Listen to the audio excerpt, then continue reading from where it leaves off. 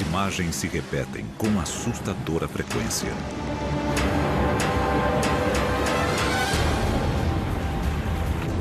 Uma força muito grande de água, o que foi destruindo cidades inteiras. Todo se llevó. Sin nada nos quedamos. Chuvas de uma força devastadora, que podem ser o primeiro sinal de uma mudança radical no clima. Nós tivemos 42 dias de chuva contínua na cidade de São Paulo. A família tá toda aqui, cara, tudo ali embaixo do lado de lá. Uma força crescente que ameaça milhões de vidas. Não há alimentos, não há nem bebidas, nem água, nada aí.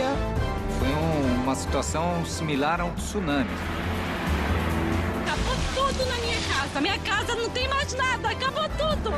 E um futuro incerto que pode destruir cidades inteiras. Nós não vimos nada ainda do que pode vir.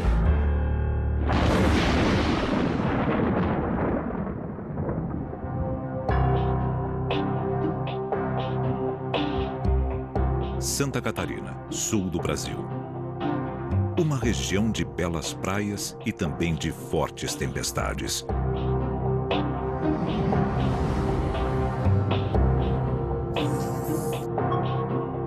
Mas ninguém imaginava que as nuvens que se aproximavam naquele dia não tinham nada em comum com uma chuva de fim de verão. Na imagem de satélite, no período da tarde, aí ele começou a se formar um olho. E aquilo ali nos deixou muito intrigados, porque não é a região aqui no sul do Brasil, né, não é típica de furacões. Nós não tínhamos registro. Horas depois, a Marinha Brasileira recebia uma notícia terrível do maior órgão especializado em vigiar oceanos do mundo, o Centro Nacional de Administração Oceânica e Atmosférica, nos Estados Unidos. Acostumados com eventos extremos, os americanos confirmavam: um furacão com ventos de mais de 180 km por hora ia chegar à costa de Santa Catarina em menos de 24 horas. Nas 48 horas seguintes, o furacão avançou sobre o continente, devastando tudo em seu caminho.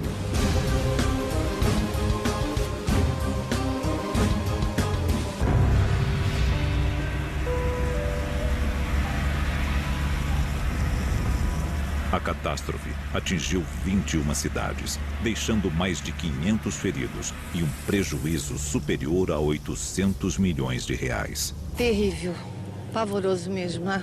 Coisa que a gente nunca imaginava ver na vida. Eu não consigo dormir até hoje pensando em tudo que a gente passou. Nós tivemos 11 mortos, 35 mil pessoas desabrigadas. Um evento que marcou a história brasileira e catarinense dos fenômenos naturais. No Instituto Nacional de Pesquisas Espaciais, os mais importantes climatologistas do continente estavam chocados com um evento que sequer tinham conseguido prever. Os textos de meteorologia clássicos têm que ser reescritos, porque os textos explicavam por que não ocorrem furacões no Atlântico Sul. Dois fatores fundamentais precisam ocorrer para que um furacão cresça. A temperatura da água do mar tem que estar acima de 27 graus, aproximadamente. E o vento, ele não pode variar muito com a altitude. Não ocorre furacão no Atlântico Sul, porque esse vento, na altura, ele é muito diferente em cima do que embaixo. O primeiro furacão registrado no Atlântico Sul recebeu o nome de Catarina. Estava aberta a temporada de fenômenos extremos no sul do Brasil. E 4 anos mais tarde, a natureza mostraria toda a sua força.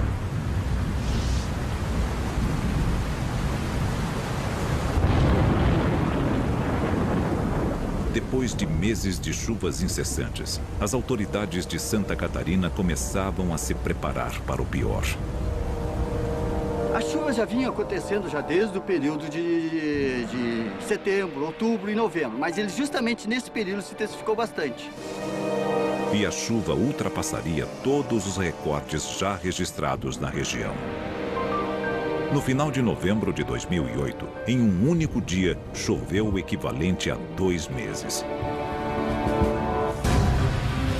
O rio Itajaí-Açu foi o primeiro a sair de controle, subindo 12 metros acima de seu nível normal.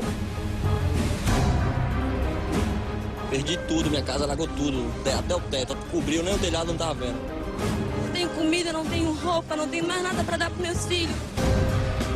Essa é a maior tragédia climática que já tivemos aqui em Santa Catarina. Um dos estados mais estruturados do Brasil se tornava vítima da catástrofe natural que mais mata na história da humanidade, a enchente.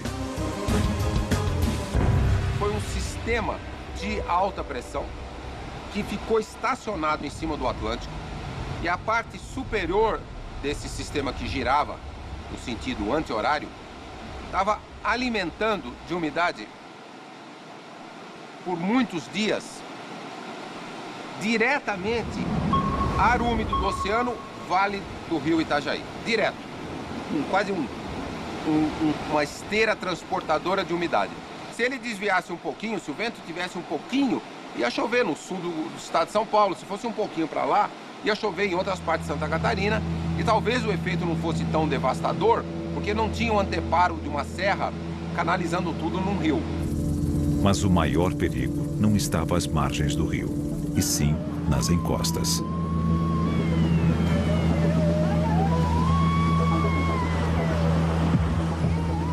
Ninguém percebeu que o solo estava encharcado embaixo da floresta.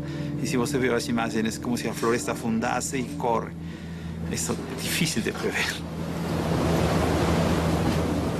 Eu só escutei um barulho, um estrondo muito forte, e o segundo estrondo que deu, o morro veio abaixo. Era como se a gente estivesse vindo na nossa direção um vulcão, mas em vez de ser lava, era lama. Era mais ou menos essa a visão que eu tive naquele dia. Em menos de 24 horas, mais de 4.000 deslizamentos de terra em toda a região deixaram dezenas de desaparecidos e milhares de desabrigados. As casas desabou tudo, não tem mais casa, não tem mais moradia para ninguém. A gente veio perder tudo assim, destruir tudo e a gente não poder fazer nada. Mas pior são aqueles que perderam a vida, né? Tava a família toda unida, minha mãe, minha sobrinha, meus sobrinhos, eu, meu marido e a minha filha. Aí, de repente, veio um outro morro. E com aquele estrondo, saiu todo mundo a correr. Se perdemos de vista. A minha mãe acabou num galpão da igreja, levado por um vizinho nosso. Eu acabei lá em cima no Morro dos Morges. Aí liguemos pro meu sogro e disse, ele disse, meu esposo, pai, se tu não tirar nós daqui hoje, minha mulher e minha filha vão morrer. Nós estávamos perdidos, sem comida, sem água. Não tem mais para onde sair. A minha sobrinha, minha filha, minha mãe, eles não conseguiram chegar aqui, estão tudo perdidos. Começava uma das maiores operações de resgate já vistas no continente. Lembrava uma guerra. Eu nunca tinha visto tanta aeronave, tanto helicóptero em movimento. Nós recebemos suporte de vários estados. Então, foi um grande esforço nacional para fazer frente a esse desastre.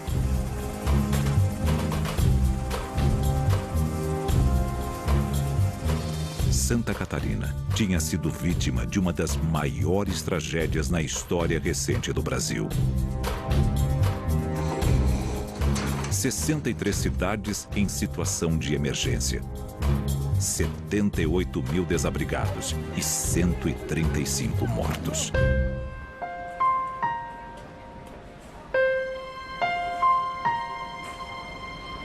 Eu perdi 14 pessoas na tragédia de 2008, entre elas minha mãe e minha irmã. A casa do meu pai, ela nunca foi uma casa em área de risco e jamais a gente imaginava que pudesse acontecer alguma coisa, que infelizmente veio acontecer, né?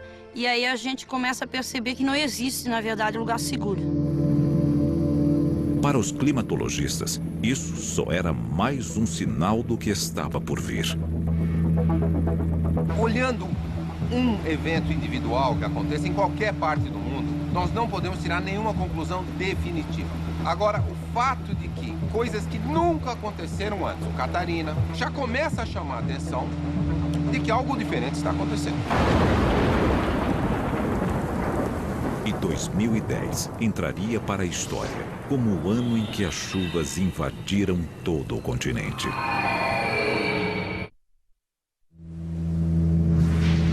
Férias de verão. Sem imaginar que é o início da temporada mais chuvosa em mais de 70 anos, milhares de turistas comemoram um ano novo no litoral sudeste do Brasil. Existe um sistema que o vento circula na direção dos ponteiros do relógio, o horário, que fica em cima do Atlântico. Quando ele está lá, ele segura a frente fria, ele bloqueia a frente fria. A frente fria quer ir para o oceano, o sistema não deixa.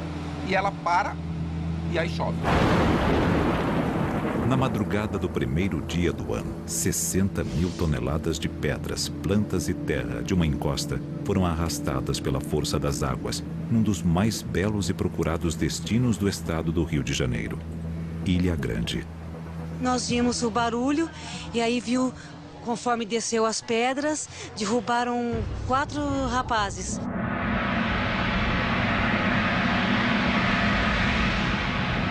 No caminho dessa avalanche letal estavam 7 casas e uma pousada lotada de hóspedes. Você não deve ter nem tempo de pensar o que fazer, porque quando a gente vai encontrando, né, as pessoas soterradas, a gente tem mais ou menos uma noção do que aconteceu naquele primeiro momento ali. E elas faleceram sem saber que foram soterradas. Minha filha, o meu neto e o meu genro. Meu irmão, a minha neta, a minha cunhada, sobrinho, tudo. Meu filho e a minha irmã também. Ai, meu Deus, eu não sei o que vai ser de mim. Para o grupo de resgate, só restava tentar localizar cada um dos 32 corpos soterrados. Tem uma provável vítima ali atrás, onde nós encontramos aquela primeira que foi muito difícil nós retirar.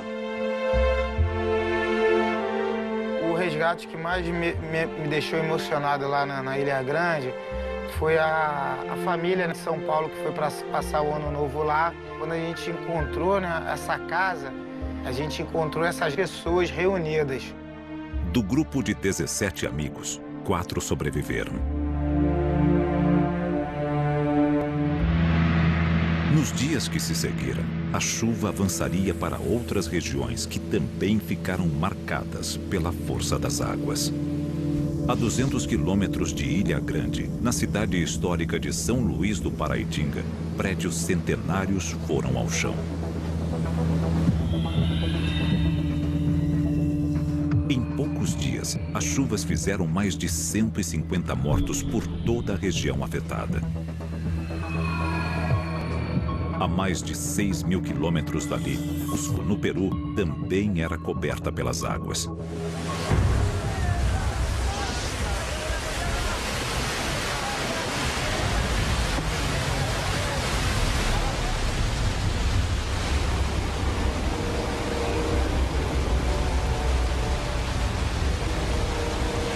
Na região dos Andes, toda essa região é estação chuvosa. O que aconteceu foi, nessa época choveu muito, em excesso, e se produziram enchentes que destruíram a trilha do ferrocarril, aquele que vai para Machu Picchu. Uma turista argentina e seu guia morreram em um deslizamento de terra na trilha que liga a cidade à histórica Machu Picchu. Outros 8 turistas desapareceram na mesma região. Se lo llevó al río, el ferrocarril. ¿Qué más, señora? No se puede caminar, no hay alimentos, no hay ni bebidas, ni agua, nada allá. Era só o início de um verão em que as águas iriam tomar centenas de vidas sob a influência do El Niño. O El Niño é um fenômeno natural. todos os anos uma corrente de águas quentes que se move de oeste para leste. O El Niño faz com que as temperaturas do Pacífico Sul fiquem acima da média em intervalos de 4 a 7 anos. As consequências mais claras do El Niño são, no caso da América do Sul, nesta região da costa norte de Peru, Equador, excesso de chuva. Excessos de chuva no sul do Brasil.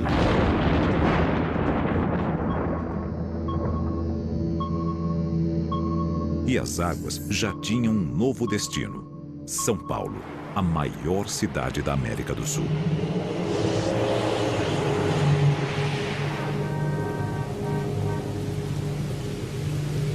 Não é a primeira vez que nós vivenciamos o fenômeno do El Niño. Agora, o que aconteceu nesse verão aqui no estado de São Paulo foi uma coisa que superou todas as marcas.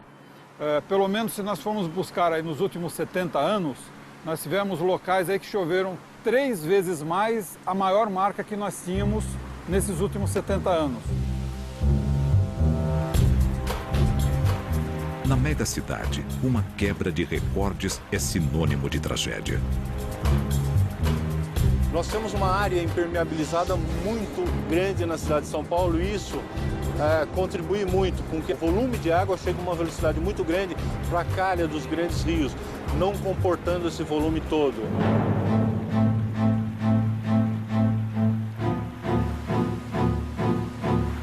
São Paulo tornava-se um imenso tobogã, levando as águas em plena velocidade.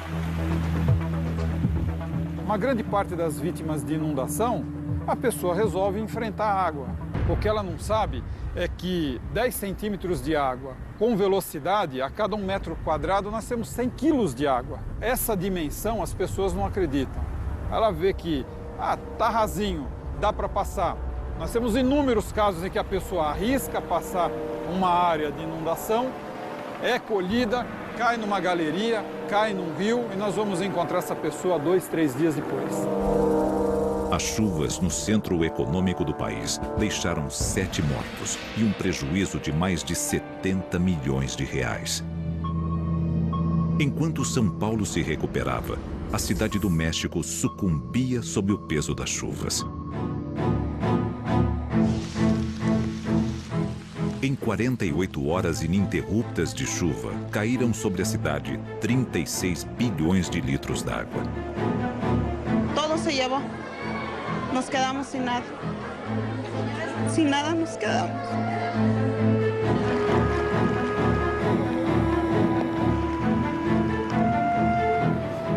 Acá lo que estamos sufriendo es una lluvia atípica en toda la ciudad. Desde el martes pasado han caído alrededor de 30 millones de metros cúbicos de agua. A chuva não só atingiu a capital, como outros 7 estados.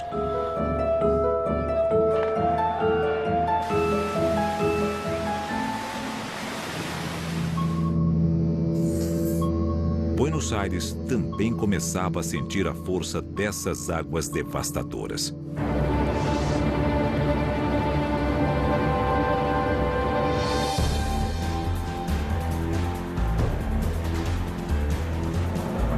Na capital argentina, em apenas 1 hora, a quantidade de chuva chegou a 78% do total previsto para todo o mês. Agora me quedé sin nada. Todas mis cosas se arruinaron. Todo. ¿Quién me reconoce ahora? ¿Quién me va a reconocer todo lo que se me ha arruinado? Com mais de 50 mil casas sem luz, a capital argentina viveu uma crise sem precedentes. As grandes cidades da América Latina estavam sendo derrotadas pela natureza. E nelas, o clima não era o único culpado. O cimento e o asfalto compõem essa equação mortal.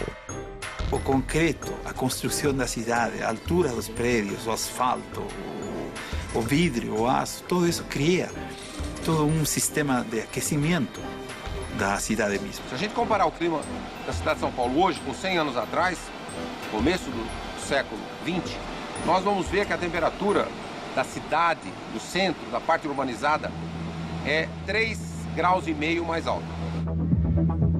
E cidades mais quentes são um cenário perfeito para chuvas cada vez mais violentas. Aquela mesma brisa, encontrando uma cidade quente, vai fazer chover mais. É a umidade com o calor. Essa é a receita para tempestades fortes. Próxima parada na Rota das Águas, o cartão postal do Brasil.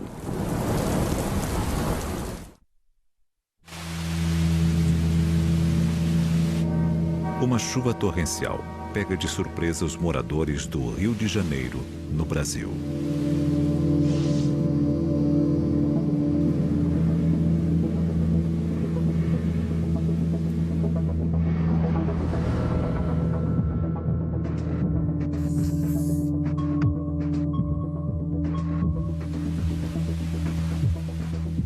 A cidade estava muito quente, muito úmida, então é uma conjugação da frente fria que traz bastante umidade e condições para chuva, com uma cidade muito quente, então as explosões que a gente chama, as explosões de chuva.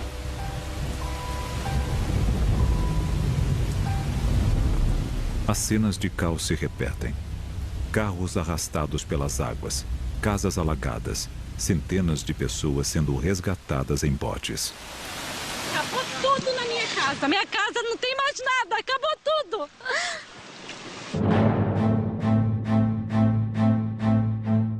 Um índice pluviométrico muito grande.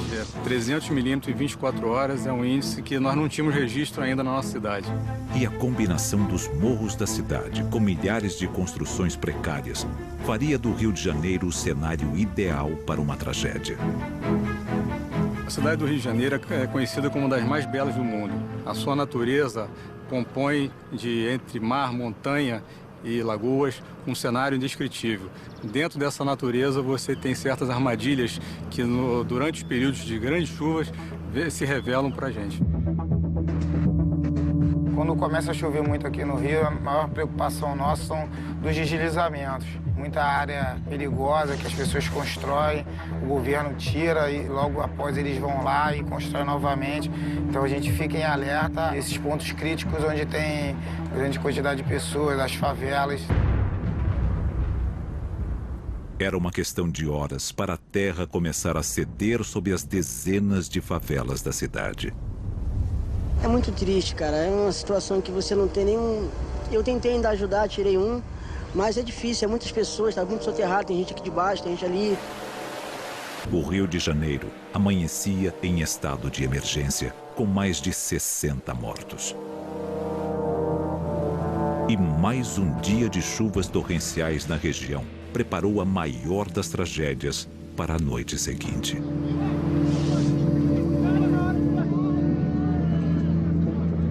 Em Niterói, cidade vizinha ao Rio de Janeiro, começava outro pesadelo.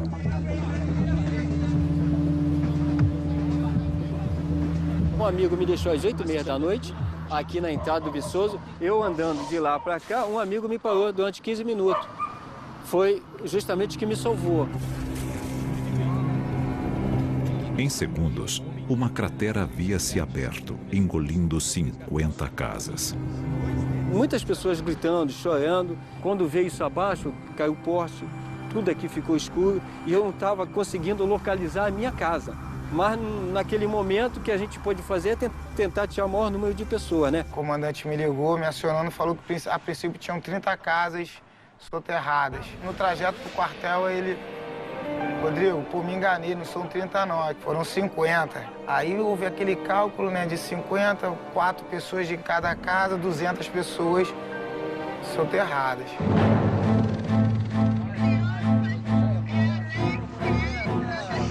Ai, meu Deus do céu, o que é isso? Minha família tá toda aqui, cara, toda ali embaixo do lado de lá.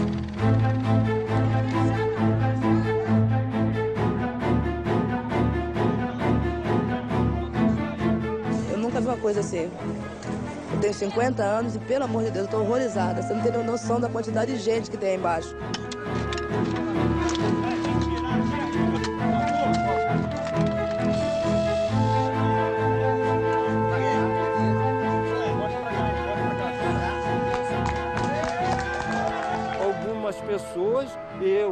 Carlos e outras pessoas, moradores, mostrando aos bombeiros aonde existia a casa, porque na realidade eles entraram em parafuso, porque eles estavam em cima, cavando, mas ao mesmo tempo sempre contavam um corpo, alguém ferido, alguém machucado. Nessa direção tem uma família aí, ó, tem com 2 caras aqui. Aqui na realidade nós esticamos muitos corpos, mais de 50 corpos com vida.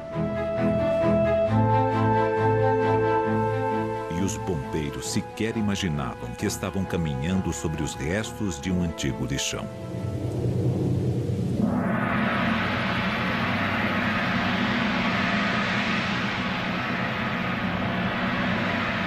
Quando amanheceu o dia que a gente teve a noção de que do tamanho, né, da catástrofe, da tragédia, e de que aquele local ali estava todo contaminado.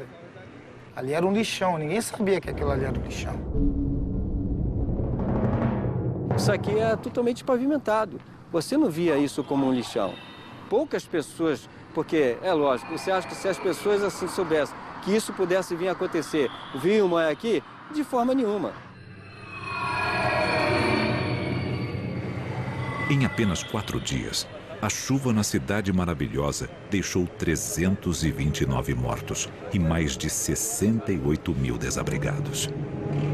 O retrato trágico da combinação de uma situação urbana precária com mudanças climáticas cada vez mais intensas.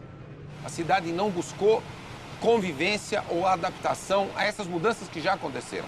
A cidade se acomodou, sofre com essa intensificação dos eventos extremos, com as chuvas muito intensas, com as inundações, com os deslizamentos em costas, com todos os problemas, e não houve até o momento praticamente nenhuma medida de adaptação. E as chuvas estavam prontas para atacar uma região ainda mais vulnerável.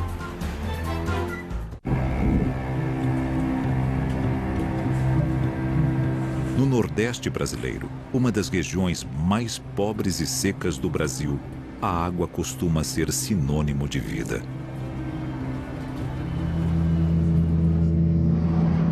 Mas em junho de 2010, a região foi inundada por águas destruidoras.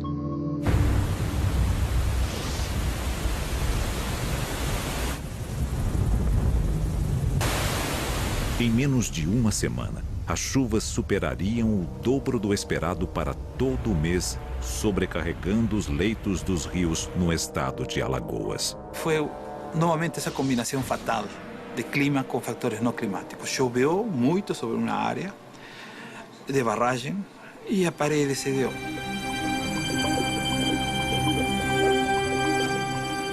Dezenas de cidades seriam invadidas pelas águas em segundos. Quando a casa que a gente estava caiu, a gente foi levado. Ele só estava assim comigo e essa mão aqui, segurando de galho em galho.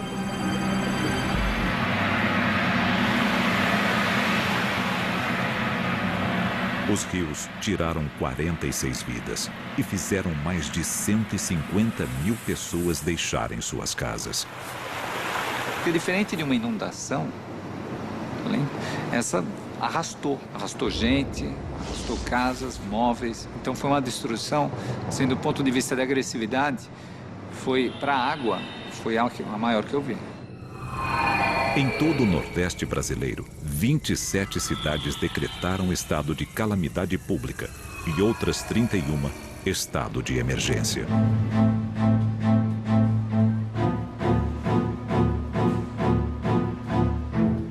Acabou nossa cidade, acabou nossos sonhos, nossos filhos, tudo.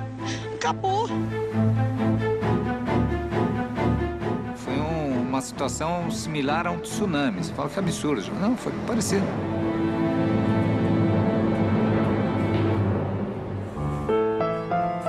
Nas semanas que seguiram, começava um novo drama. Então você via pessoas vagando, pessoas sentadas num banco, sem atitude. Provavelmente nesse espaço vazio da aceitação e o acontecimento, entendeu? O porquê eu.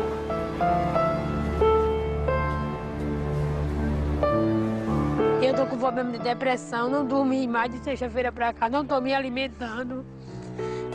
Eu tô sonhando porque as minhas tudo não é tanto que eu tinha. É saber que eu vou começar tudo de novo e não sei como, por onde começar. E essa pessoa não come, não hidrata, não toma as medicações, né? E acabam surgindo os problemas. E o maior perigo estava novamente na água. Você começava a ter, assim, a situação de animais mortos, né? Perda de água, disponibilidade de água não contaminada. A questão da higiene, sanitários, porque o pessoal ficou sem vasos, né? A questão da alimentação. Você podia ter dinheiro, mas você não tem onde comprar. Em pouco tempo, apareceriam os primeiros casos de leptospirose, uma doença que tem como principal hóspede ratos de esgoto. Quando as águas da enchente lavam as ruas, a urina do animal é levada junto, contaminando tudo com a doença. A leptospirose pode ser transmitida por contato da pele com materiais contaminados como a água, como lama. Essa pessoa, às vezes, demora 2, 3 semanas para manifestar alguns sintomas, né? E podem ser gravíssimos, podem levar ao comprometimento do sistema urinário. A pessoa pode adoecer de formas graves, às vezes morrer por causa da doença. Mas nenhuma ameaça é pior do que a cólera. Transmitida por águas contaminadas, ela causa diarreias extremas e, se não tratada, leva à morte em 50% dos casos. A cólera é uma das doenças mais temidas assim, em todo o mundo, porque ela pode matar uma pessoa em 1 dia, 2 dias. Uma epidemia da doença poderia matar milhares. Nós temos 30 milhões de brasileiros na ponta extrema da vulnerabilidade às mudanças climáticas. Essas populações já são muito vulneráveis hoje. Há que haver redes de proteção social e há que haver realocação, tirando as pessoas das áreas de risco. Enquanto as autoridades tentavam controlar a situação no Nordeste do Brasil, climatologistas analisavam as causas da catástrofe. O Atlântico, aqui próximo à costa do Brasil, Atlântico Sul, ele estava entre 0,5 grau e 1 grau mais quente. O oceano mais quente evapora mais água, coloca mais água na atmosfera, coloca mais vapor d'água na atmosfera, e o vapor d'água é o grande combustível das chuvas, e por ser o combustível das chuvas é o combustível de tudo extremo que a gente vê. Se o aumento de 1 grau na temperatura média dos oceanos pode estar entre as causas de tanta destruição, as previsões para o futuro são assustadoras.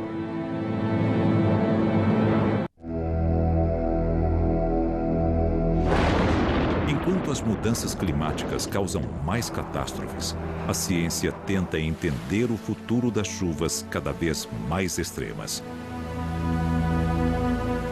Se a gente comparar um fenômeno meteorológico normal, como uma frente fria, hoje, que o planeta está mais aquecido, com uma frente fria 50, 100 anos atrás, nós já vamos ver que essa frente fria está trazendo mais umidade. Porque há mais umidade em toda a atmosfera, porque o planeta está mais quente. A evaporação passa a ser mais rápida, os transportes de umidade mais rápidos. Em um planeta mais quente, esse tipo de fenômenos originaria eventos extremos mais fortes. Não só furacões, mas também chuvas intensas aqui na região do sul do Brasil, por exemplo. E enfrentar esses novos extremos será um desafio enorme para a humanidade. As pessoas não se preocupam do problema que vai acontecer daqui em 10 a 20 anos, se preocupam do problema do presente. Então é um pouco mudar a mentalidade, que isso é já preocupante. Para os cientistas, uma solução pode estar em prever os eventos com uma antecedência inédita. Nós estamos fazendo já há 4 anos os cenários climáticos futuros para o Brasil. Então nós estamos usando ferramentas que nós chamamos modelos matemáticos do sistema climático para projetar até 2100 o que poderá acontecer com o clima do Brasil. E a equipe do Instituto de Pesquisas Espaciais se prepara para esse salto enorme nas previsões. Receberemos um novo supercomputador comprado principalmente para dotar o país de uma capacidade de fazer cenários futuros de alta complexidade, com alto grau de detalhe para as próximas décadas e para os próximos séculos. Em Em São Paulo, a solução encontrada para enfrentar as enchentes cada vez mais fortes foi construir enormes reservatórios, os piscinões. O piscinão retém a água durante um certo tempo e depois ele é obrigado a soltar a água, né? Porque caso contrário ele vai encher ou ele mesmo enche, aí ele não tem mais função, né? Então ele é um pulmão que funciona amortecendo aquela determinada chuva que caiu naquele período. Mas na maior cidade da América do Sul, nem os 46 piscinões já construídos, com capacidade para 8,5 milhões de metros cúbicos de água, estão conseguindo conter as enchentes. As soluções teriam que ser mais radicais. Na Cidade do México, um imenso túnel com 7 metros de diâmetro e 62 quilômetros de extensão irá salvar as ruas das águas mortais. Em São Paulo, um projeto aposta na mesma solução para conter os rios. A solução que nós defendemos é a solução de descarga subterrânea. O que é isso? É um túnel, ele desce como um poço, cerca de 100 metros de profundidade, depois ele prossegue num túnel mais ou menos horizontal, de 37 quilômetros de extensão e descarrega na própria bacia do Rio Tietê, onde existe uma barragem, tá? Então a enchente é acomodada ali na barragem, aguarda-se que ela sedimente, daí a água clarificada volta para o Tietê. O túnel funcionaria como um gigantesco ralo no coração da cidade, tirando do rio mais de 300 metros cúbicos por segundo. Do ponto de vista da enchente, o que é o efeito do túnel? O efeito do túnel é que eu aperto um botão, abrem-se as comportas em 5 minutos, 10 minutos. Então eu estou aproximadamente tirando do Tietê cerca de 25% da total de enchente que ele é capaz de suportar. Outra proposta que pode amenizar os efeitos de fortes chuvas nessas selvas de concreto envolve o asfalto. Mas dessa vez, o vilão que contribui com as enchentes mudaria de lado.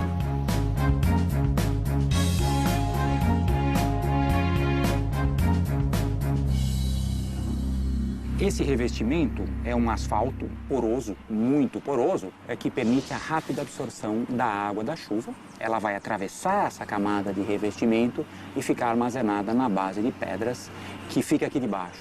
E na parte inferior dessa base nós temos um dreno que permite que essa água saia lentamente e aí vá para as galerias de drenagem. O sistema poderia evitar dezenas de enchentes. As chuvas muito intensas, ao penetrar na base permeável do pavimento, ela fica armazenada e dias depois é que ela está saindo para o sistema de drenagem. Isso faz com que nós reduzamos o impacto da impermeabilização. As ideias para salvar a população das enchentes ainda estão no papel. E a dúvida é se a engenharia conseguirá alcançar a velocidade cada vez mais furiosa dos desastres naturais.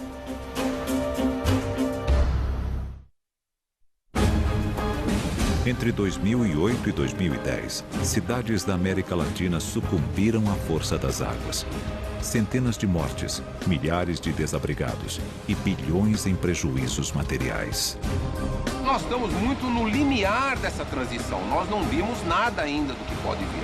Nós estamos porque essa mudança dessas características de acontecerem extremos climáticos mais vezes, ela é ainda muito sutil. Não é uma coisa que a gente enxergue em todos os dados, mas todos os sinais apontam nessa direção. E a imagem do futuro pode ser o imprevisível clima das grandes cidades. Se alguém quiser saber o que é mudança climática, olha o clima de São Paulo 100 anos atrás e compara com o de hoje, para saber o que nós devemos esperar para o planeta e para o resto do Brasil.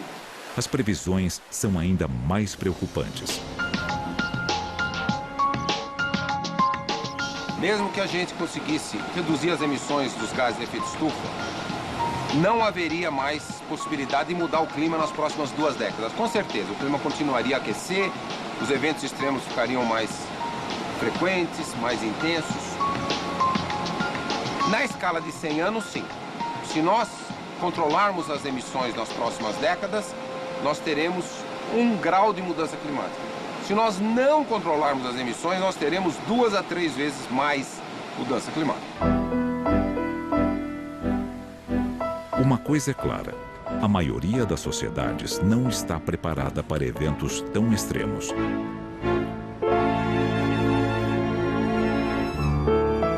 Esses desastres são cada vez mais abrangentes. Ele atinge cada vez mais pessoas. Por exemplo, pela ruptura, colapso das redes de abastecimento, água, esgoto, alimentos.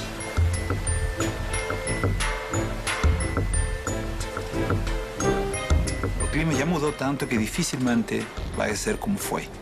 Então aí vem a adaptação. Essas pessoas têm que se adaptar ou migrar. Se os invernos vão ser mais quentes, os verões vão ser mais chuvosos, tudo isso tem que ter algum tipo de adaptação. E a situação pode ser ainda mais catastrófica se furacões se tornarem uma realidade do Atlântico Sul. Em boa parte do ano, aquelas águas naquela região atingem a temperatura de 26 graus. Não é ainda a temperatura boa para furacão, mas daqui a 50 anos as temperaturas vão estar 27, 27,5. Aí já vai ter água quente para furacão. Os cientistas têm que ficar muito atentos, fazer novos estudos e entender melhor o que foi o Catarina e se ele poderá vir a se repetir com as águas mais quentes projetadas para o futuro.